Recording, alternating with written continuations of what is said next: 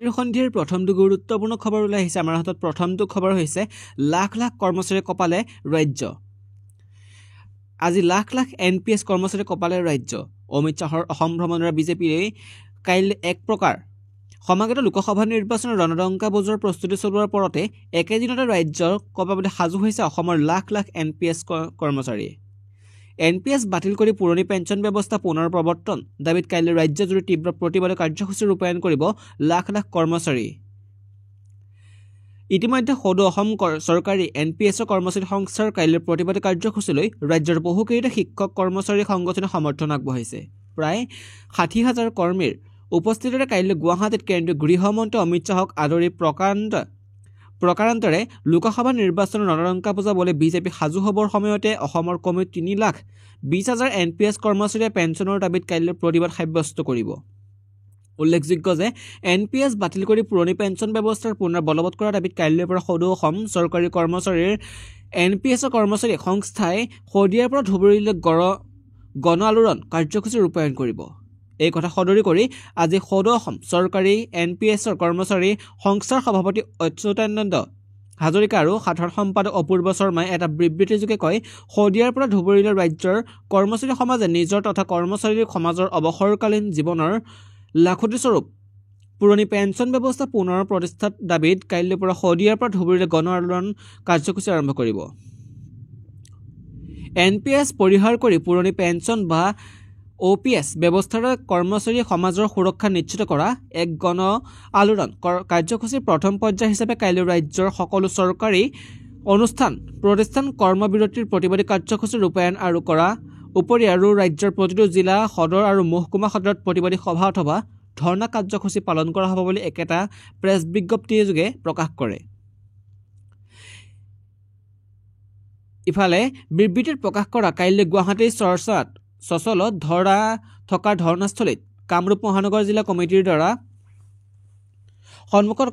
আৰু আমিনগাঁও সংহত জিলাৰ আয়ুক্ত কাৰ্যালয়ৰ সন্মুখত কামৰূপ জিলাৰ কমিটিৰ দ্বাৰা পুৱা 11 বজাত ধৰ্ণা কাৰ্যসূচী পালন কৰা হ'ব একেই কাৰ্যসূচীৰ ৰাজ্যৰ প্ৰতিখন জিলা আৰু মহকুমা সদৰতো ৰূপায়ণ কৰা হ'ব সদৌ অসম চৰকাৰী এনপিএছৰ কৰ্মচাৰী সংস্থাৰ সভাপতি অচ্যুতানন্দ হাজৰিকা আৰু সাধাৰণ সম্পাদক অপূৰ্ব শৰ্মাই লগতে এই বুলি প্ৰকাশ কৰে এনপিএছ কিমান ভয়াবহ সেয়া আমি মৰ্মে উপলব্ধি কৰিছোঁ কৰ্মচাৰী সমাজৰ অৱসৰী সুৰক্ষাৰ স্বাৰ্থ সুনিশ্চিত কৰিবলৈ চৰকাৰৰ দায়বদ্ধ হ'ব লাগিব আজি 2024ৰ সংসদীয় নিৰ্বাচনৰ প্ৰতি সকলো ৰাজ্যিক ৰাজনৈতিক শক্তিৰ সংহতত এক সিদ্ধান্ত বিচাৰো অন্যথা আমি নাগৰিক হিচাপে দাবী সাব্যস্ত কৰিবলৈ সকলো গণতান্ত্ৰিক পথ গ্ৰহণ কৰিম কাইলৈ কাৰ্যসূচীৰ আগত 31 জানুৱাৰীলৈ শদিয়াৰ পৰা ধুবুৰীলৈ গণ আলোড়ন কাৰ্যসূচী পেপচিকোৰ দাবীত ৰাজ্যজুৰি প্ৰতিবাদ সাব্যস্ত কৰিব সদৌ অসম চৰকাৰী এনপিএছ কৰ্মচাৰী সংস্থাৰ সভাপতি হাজৰিকাই জনোৱা মতে কাইলৈ ৰাজ্যৰ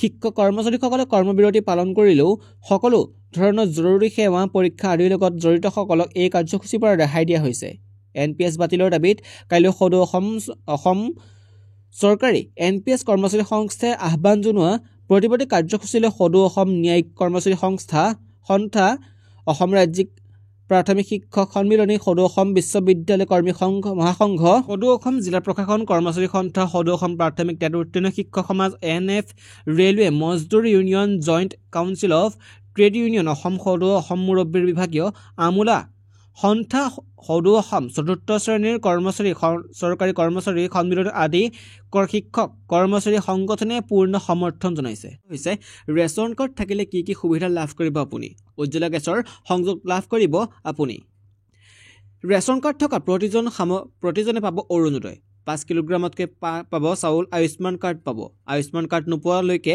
ৰেচন কাৰ্ড দেখুৱালেই হ'ব আয়ুষ্মান কাৰ্ডত 5 লাখ টকা বিনামূলীয়া হাস্পতাল খৰচ লাভ কৰিব ইপিনে 22 জানুৱাৰীত সকলো চৰকাৰী কাৰ্যালয়ত বন্ধৰ ঘোষণা অসমত বন্ধ থাকিব সুৰাৰ বিপণী অযোধ্যাৰ ৰাম মন্দিৰ উদ্বোধনী অনুষ্ঠানৰ বাবে অহা 22 জানুৱাৰীত বিদ্যালয় মহাবিদ্যালয়ৰ বাবে বন্ধৰ দিন ঘোষণা কৰা হৈছে অযোধ্যাত ৰাম মন্দিৰ নিৰ্মাণৰ কাম ইতিমধ্যে প্ৰায় সম্পূৰ্ণ হৈছে অহা 22 জানুৱাৰীত ৰাম মন্দিৰ উদ্বোধন কৰাৰ বাবে হ'ব ইয়াৰ পূৰ্বে ৰাম মন্দিৰ অন্তিম পৰ্যায়ৰ কাম চলি আছে অযোধ্যাত ৰাম মন্দিৰ নিৰ্মাণৰ কাম ইতিমধ্যে প্ৰায় সম্পূৰ্ণ হৈছে 22 জানুৱাৰীত উদ্বোধন কৰা হ'ব অযোধ্যাৰ ৰাম মন্দিৰ উদ্বোধনী অনুষ্ঠানত দেশৰ বিভিন্ন প্ৰান্তৰ পৰা বহু গণ্যমান্য ব্যক্তিক আমন্ত্ৰণ জনোৱা হৈছে।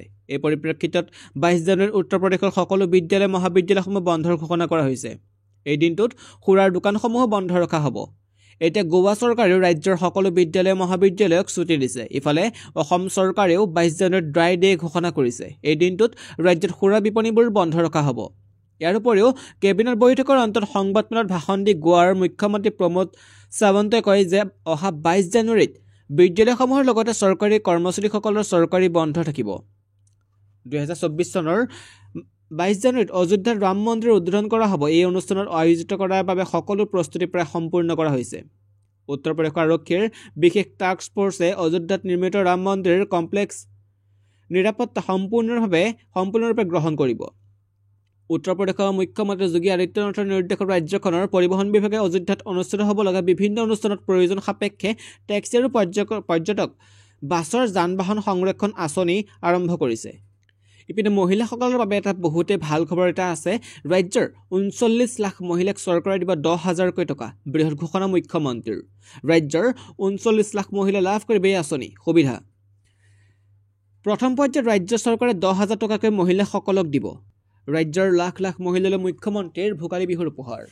গ্ৰাম্য মহিলা সবলীকৰণৰ বাবে নতুন আঁচনি মুকলি মুখ্যমন্ত্ৰীৰ। অসমৰ আত্মসহায়ক গোটৰ বাবে মুখ্যমন্ত্ৰীৰ মহিলা উদ্যমিতা আঁচনি মুখ্যমন্ত্ৰীয়ে মুকলি কৰিলে। মুখ্যমন্ত্ৰী আঁচনিৰ জৰিয়তে 10,000কৈ টকা লাভ কৰিব ৰাজ্যৰ মহিলাসকলে।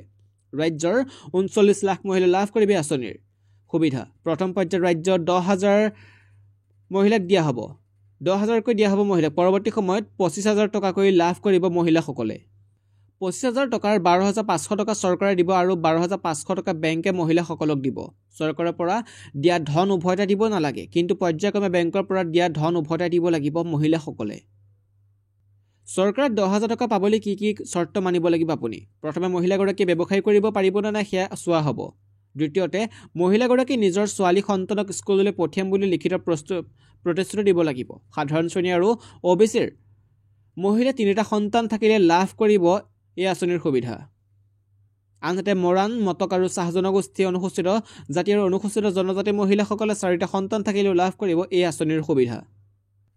আনহাতে এই আঁচনিৰ সুবিধা লাভ কৰা মহিলা জন্ম নিয়ন্ত্ৰণৰ প্ৰতিশ্ৰুতি চৰকাৰক দিব লাগিব। লগতে অমৃত বৃক্ষ আন্দোলনত মহিলাসকলে ৰোপণ কৰা গছপুলিৰ বৰ্তমানৰ ফটো দিব লাগিব। 18 জানুৱাৰীৰ পৰা 25 জানুৱাৰীৰ ভিতৰত এই আবেদন পত্ৰ দিয়া হ'ব। প্ৰতিগৰাকী মহিলা স্থানীয় পঞ্চায়তৰ পৰা লাভ কৰিব প্ৰপত্ৰ।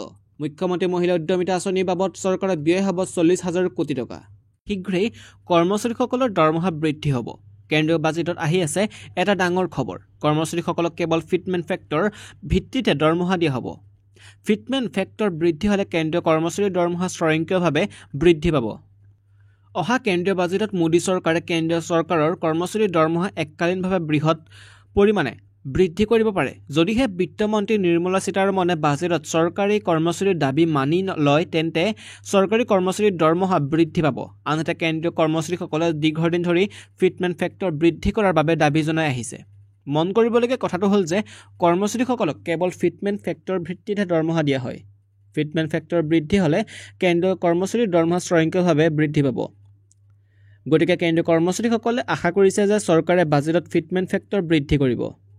সমগ্ৰ দেশতে লোকসভা নিৰ্বাচন অনুষ্ঠিত হ'বলগীয়া হোৱাৰ বাবে কেন্দ্ৰীয় বিত্তমন্ত্ৰী নিৰ্মলা সীতাৰমণে মোদী চৰকাৰৰ দ্বিতীয় কাৰ্যকালৰ অন্তিমখন বাজেট দাখিল কৰিব সাজু হৈছে।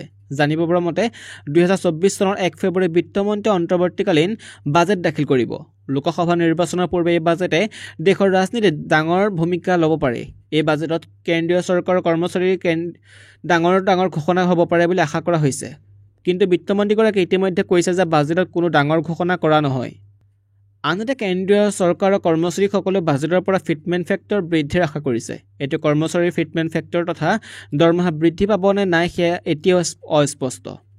উল্লেখনীয় যে বৰ্তমান কেন্দ্ৰীয় কৰ্মচাৰীৰ ফিটমেণ্ট ফেক্টৰ 2.57% অৰ্থাৎ যদি তেওঁ 4,200 গ্ৰেড পে'ত 15,500 টকা বেছিক পে' লাভ কৰে, তেন্তে তেওঁৰ মুঠ দৰমহা 15,500 পূৰণ 2.57 অৰ্থাৎ 39,835 টকা হ'ব। এতিয়া কৰ্মচাৰীসকলে চৰকাৰৰ ফিটমেণ্ট ফেক্টৰ 3.68লৈ বৃদ্ধি কৰিবলৈ দাবী জনাইছে। যদি এই দাবী পূৰ্ণ কৰা হয় তেন্তে কৰ্মচাৰীসকলৰ ন্যূনতম মজুৰি 18,000 পৰা 26,000 টকালৈ বৃদ্ধি পাব। ইয়াৰ দ্বাৰা প্ৰায় 48 লাখ কেন্দ্ৰীয় চৰকাৰৰ কৰ্মচাৰী উপকৃত হ'ব। কিন্তু চৰকাৰে বাজেটত ফিটমেন্ট ফেক্টৰ বৃদ্ধিৰ কথা ঘোষণা কৰিব পৰা নাই, সেইটো লক্ষণীয় হ'ব।